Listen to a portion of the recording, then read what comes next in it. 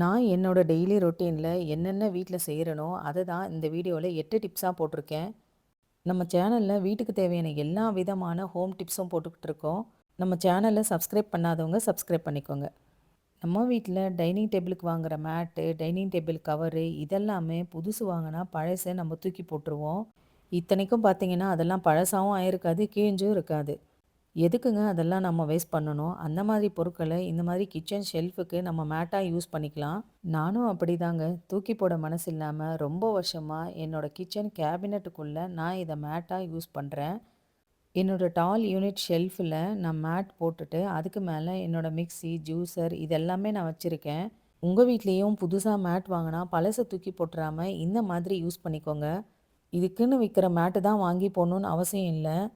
குறைஞ்ச விலையில புதுசா கிடைக்கிற டைனிங் டேபிள் கவர் கூட வாங்கி கட் பண்ணி இந்த மாதிரி நம்ம ஷெல்ஃபுக்கோ, ட்ராயருக்கோ எல்லாமே மேட்டா நம்ம யூஸ் பண்ணிக்கலாம். இந்த டிப்ஸ் பிடிச்சிருந்தா நீங்களும் உங்க வீட்ல ட்ரை பண்ணி பாருங்க. இப்போ செகண்ட் டிப் பார்க்கலாம். நம்ம வீட்ல நான்வெஜ் வாங்கிட்டு வரும்போது மட்டன் பார்த்தீங்கன்னா அந்த அளவுக்கு கவுச்சி ஸ்மெல் வராது. ஆனா சிக்கன் ரொம்பவே கவுச்சி ஸ்மெல் வருங்க. நம்ம வாங்கி வர சிக்கனை சும்மா 2 வாட்டி கழுவிட்டு கையில புழிஞ்சு அப்படியே ஒரு குழம்போ, ஃப்ரையோ செஞ்சுருவோம். அப்படி செய்யும்போது அந்த குழம்புலயும், ஃப்ரைலயும் சரி கொஞ்சம் கவுச்சி ஸ்மெல் இருந்தே இருக்குங்க. இப்ப நான் சொல்ற மாரி நீங்க பண்ணி பாருங்க. அந்த சிக்கனோட கவுச்சி ஸ்மெல் குழம்புல வரவே வராது. நான் சிக்கன 2 முறை வாஷ் பண்ணி எடுத்துக்கிட்டேன். அதில 2 ஸ்பூன் மஞ்சப்பொடி, கொஞ்சம் கல் உப்பு போட்டு நல்லா பெசறி, ஒரு 10 நிமிஷத்துக்கு நான் அப்படியே வச்சிடுறேன். 10 நிமிஷம் ஆன பிறகு இந்த மஞ்சப்பொடி போற அளவுக்கு 2 முறை வாஷ் பண்ணி எடுத்துக்கலாம். நம்ம எல்லார் வீட்லயுமே பிளாஸ்டிக்லயோ, இல்ல ஸ்டீல்லயோ இந்த மாரி ஒரு ஸ்ட்ரெயினர் இருக்கும். இப்ப இந்த ஸ்ட்ரெயினர்ல இந்த சிக்கன போட்டு, அதுக்கு அடியில இந்த பவுல வச்சு நான் அப்படியே ஒரு 1/2 மணி நேரத்துக்கு வைக்கிறேன். 1/2 மணி நேரம் கழிச்சு பார்த்தோம்னா, அந்த சிக்கன்ல ஒரு சொட்டு கூட தண்ணி இல்லாம எல்லாமே கீழ வடிஞ்சிருக்கும். இப்ப இந்த சிக்கன நம்ம எடுத்து நம்ம சமையல் பண்ணும்போது, கொஞ்சம் கூட கவுச்சி வாடை இல்லாம அந்த சிக்கன் ரொம்பவே சாஃப்ட்டா இருக்கும். பாருங்க இந்த பவுல்ல எவ்வளோ தண்ணி வந்திருக்கு. இந்த தண்ணியோட நம்ம சமைக்கும்போது தான் அந்த குழம்புல சிக்கனோட கவுச்சி ஸ்மெல் அதிகமா வரும். இந்த சிக்கன்ல பாதி எடுத்து நான் இப்ப சமைச்சுக்கிட்டேன். மீதி பாதிய எடுத்து நான் பாக்ஸ்ல போட்டு அப்படியே ஃப்ரிட்ஜில வைக்கிறேன். யாரெல்லாம் இந்த மாதிரி பண்றீங்கன்னு கமெண்ட் பாக்ஸ்ல சொல்லுங்க. இப்போ 3வது டிப் பார்க்கலாம்.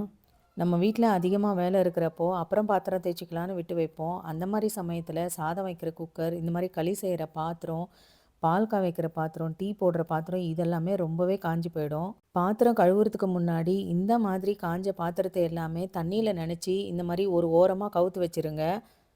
அதுக்குள்ள கொஞ்சம் கூட காத்து போகாத அளவுக்கு இருக்கணும். அதுக்கப்புறமா சிங்க்ல இருக்கிற பாத்திரத்தெல்லாம் நம்ம தேய்ச்சிக்கலாம். நம்ம தேய்ச்சி முடிக்க அட்லீஸ்ட் ஒரு 20, 25 நிமிஷமாச்சும் ஆகும். அது வரைக்கும் இது ஓரமா இருக்கட்டும். இப்போ பாருங்க நான் பாத்திரம் எல்லாமே தேய்ச்சி முடிச்சுட்டேன். நான் இந்த ஓரமா கவுத்து வச்சிருக்கிற பாத்திரத்த நான் எடுத்து இப்போ உங்ககிட்ட கையில தேய்ச்சி காமிக்கிறேன் பாருங்க. சும்மா கையில தேய்க்கும்போதே எவ்வளோ ஈஸியா இதுக்குள்ள இருக்கிற அழுக்கெல்லாம் வருது பாருங்க. இதுக்கு ஸ்டீல் ஸ்க்ரப்பர் எல்லாம் யூஸ் பண்ணணும்னு அவசியம் இல்ல. நார்மல் ஸ்க்ரப்பரே நம்ம தேய்ச்சாலே போதும். அவ்வளோ ஈஸியா போயிடும். பாருங்க இது டீ போட்ட பாத்திரம் கொஞ்ச நேரம் நனைஞ்ச உடனே என் கையில தேய்க்கும்போதே எப்படி வருதுன்னு. இப்படி நனைஞ்ச பாத்திரத்த நம்ம ஈஸியா நார்மல் ஸ்க்ரப்பர் வச்சே நம்ம தேய்ச்சி ஈஸியா கழுவிடலாம்.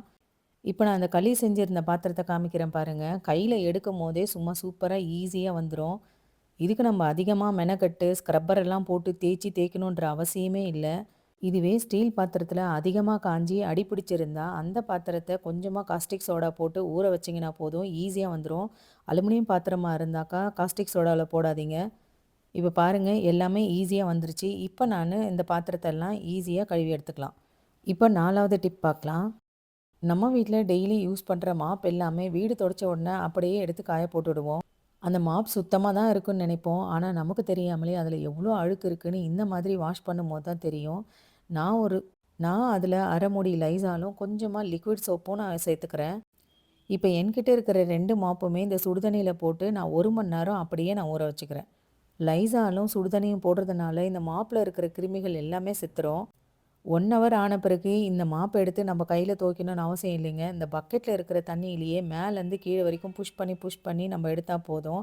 அதில இருக்கிற அழுக்கு எல்லாமே வந்துரும். நான் இப்ப பண்றேன் பாருங்க. இந்த மாதிரி பண்ணாலே போதும். நான் இப்ப ஃபர்ஸ்ட் டைம் வாஷ் பண்ணியிருக்கேன். இந்த மாப்லேருந்து பாருங்க எவ்வளோ அழுக்கு வந்திருக்கு. இந்த மாதிரி நம்ம 3, 4 தடவ பண்ணும்போது அந்த மாப்ல இருக்கிற மொத்த அழுக்குமே நமக்கு வந்துரும். கடைசியாக அந்த மாப்பில் இருக்கிற சோப்பெல்லாம் போகிற அளவுக்கு வாஷ் பண்ணி புழிஞ்சி காய போட்டுருங்க. அவ்வளோதான், நம்ம மாப்பு சூப்பராக சுத்தமாயிடுச்சு. அட்லீஸ்ட் மாதத்துக்கு ஒரு முறை இந்த மாதிரி மாப்பை வாஷ் பண்ணுங்கள். அப்படி பண்ணும்போது மாப்போட லைஃபு ரொம்ப நாளைக்கு வரும். உங்களுக்கு விருப்பம் இருந்துச்சுன்னா பாத்திரம் தேய்க்கிற ஸ்காட்ச் பிரைட், ஸ்டீல் ஸ்க்ரப்பர் இதெல்லாம் கூட சுடுதண்ணியில் ஊற வச்சு அலசி எடுக்கலாம். ரொம்பவே க்ளீன் ஆகிடும். இப்போ 5வது டிப் பார்க்கலாம். நம்ம பால்கனியில் நம்ம அங்கங்கே இந்த பாத்திரம் தேய்க்கிற டப்பு, வீடு துடைக்கிற மாப்பு இதெல்லாமே அப்படி அப்படியே போட்டு வச்சுருப்போம். இது பார்க்கவே ரொம்ப மெஸ்ஸியாக இருக்கும். ஹார்ட்வேர் ஷாப்பில் இந்த மாதிரி ஹெஸ் ஹுக்ஸ் கிடைக்குங்க. இதில் சின்ன சைஸும் இருக்குது, பெரிய சைஸும் இருக்குது. இந்த எஸ் ஹுக்ஸ் ரெண்டுத்தையுமே நான் இந்த டப்பில் போட்டு நான் மாட்டி வச்சிடுறேன். இந்த மாதிரி நம்ம மாட்டும் போது பால்கனியில் கசகசன்னு அங்கங்கே இருக்கிற பாத்திரம் இல்லாமல் நீட்டாக இருக்கும். வீடு துடைக்கிற மாப்பு கூட நான் இந்த மாதிரி சின்ன எஸ் ஹுக்ஸாக வாங்கியிருக்கேன். மாப்போட பின்னாடி பக்கத்தில் இந்த எஸ் ஹுக்ஸை மாட்டி நான் இதையுமே சேஃப்டி கிரில்லில் மாட்டிடுறேன். இந்த மாதிரி நம்ம பண்ணும்போது மாப் எல்லாமே ஒரே இடத்துல பார்க்க நீட்டாக தெரியும். இப்போ என்கிட்ட இருக்கிற ஹோஸ் பைப்பை கூட நான் எப்படி மாட்டுறேன் பாருங்கள். பெயரில் வர இந்த மாதிரி கயிறை நாட் போட்டுட்டு எஸ் ஹுக்ஸில் நான் மாட்டிடுறேன். இப்போ நான் இந்த ஹோஸ் பைப்பை எடுத்து இந்த கயிறில் எப்படி மாட்டி விடுறேன் பாருங்கள். இதே போல் நம்மக்கிட்ட இருக்கிற ஒட்டடை குச்சி, தொடப்பம் இதெல்லாம் கூட இந்த ஹூக்ஸில் மாட்டி தொங்க விடலாம். இப்படி நம்ம பண்ணும்போது எல்லாம் ஒரே இடத்துல பார்க்க நீட்டாக தெரியும். இப்போ 6வது டிப் பார்க்கலாம். இந்த டிப்பு உங்களுக்கு பார்க்க ரொம்ப சில்லியாக தாங்க இருக்கும். ஆனால் இதுலேயுமே ஒரு விஷயம் இருக்குது. நம்ம இட்லி செஞ்ச உடனே அந்த இட்லி பாத்திரத்தில் இருக்கிற சுடு தண்ணியிலேயே இந்த இட்லி துணியை போட்டு ஊற வச்சிடலாம். அப்படி நம்ம ஊற வைக்கும் போது நமக்கு வாஷ் பண்ணுறதுக்கு ரொம்பவே ஈஸியாக இருக்கும். வாஷ் பண்ணி முடித்த உடனே இந்த துணியை டைட்டாக புழியாமல் நிறைய தண்ணியோடவே இந்த துணியை காய போடுங்க. ரொம்ப தண்ணி இருக்கிறதுனால இந்த துணி ஒன்றோட ஒன்று ஒட்டிக்கும். எவ்வளோ காற்றடிச்சாலுமே கீழே விழாது. ஒரு வாரம் கழித்து கூட இந்த துணியை எடுத்து நம்ம யூஸ் பண்ணிக்கலாம்.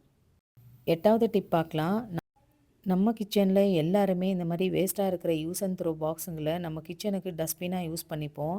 நம்ம வீட்டில் இருக்கிற பெரிய டஸ்ட்பினுக்கெல்லாம் கவர் போடுவோம். ஆனால் இந்த மாதிரி சின்னதாக இருக்கிற டஸ்ட்பினுக்கு நம்ம கவர் போடாமல் அப்படியே தான் யூஸ் பண்ணுவோம். அப்படி யூஸ் பண்ணும்போது ஒவ்வொரு முறையும் நம்ம அதை வாஷ் பண்ணுறது எவ்வளோ கஷ்டமாக இருக்கும். நம்ம மளிகை சாமான், காய்கறி வாங்குகிற இந்த குட்டி குட்டி கவர் எல்லாமே இந்த பாக்ஸுக்கு போட்டு விட்டோம்னா ஒவ்வொரு டைமும் இந்த பாக்ஸை நம்ம வாஷ் பண்ணணுன்ற அவசியமே இல்லைங்க. ஒவ்வொரு முறையும் இதில் குப்பை ரொம்பும் போது இந்த கவரை மட்டும் எடுத்துக்கிட்டு நம்ம அப்படியே பாக்ஸ் வச்சுக்கலாம். நம்ம வேலையும் மிச்சமாகும். கமெண்ட்டில் ஒரு சிஸ்டர் ஹோம் டூர் பற்றின வீடியோ கேட்டிருந்தாங்க. அதே மாதிரி வீடு கட்டும் போது என்னென்ன மிஸ்டேக்ஸ் எல்லாம் வந்துச்சு அதை பற்றின வீடியோவும் போடுங்கன்னு கேட்டிருந்தாங்க. இன்னொரு சிஸ்டர் சிங்க் ட்ரெயின் பற்றின வீடியோவும் கேட்டிருந்தாங்க. கண்டிப்பாக உங்களுக்காக நான் வீடியோ போடுறேன் சிஸ்டர். இதே மாதிரி உங்களுக்கு வேறு எதை பற்றின வீடியோ தேவைப்பட்டுச்சுன்னா கமெண்ட் பாக்ஸில் சொல்லுங்கள். தேங்க்யூ.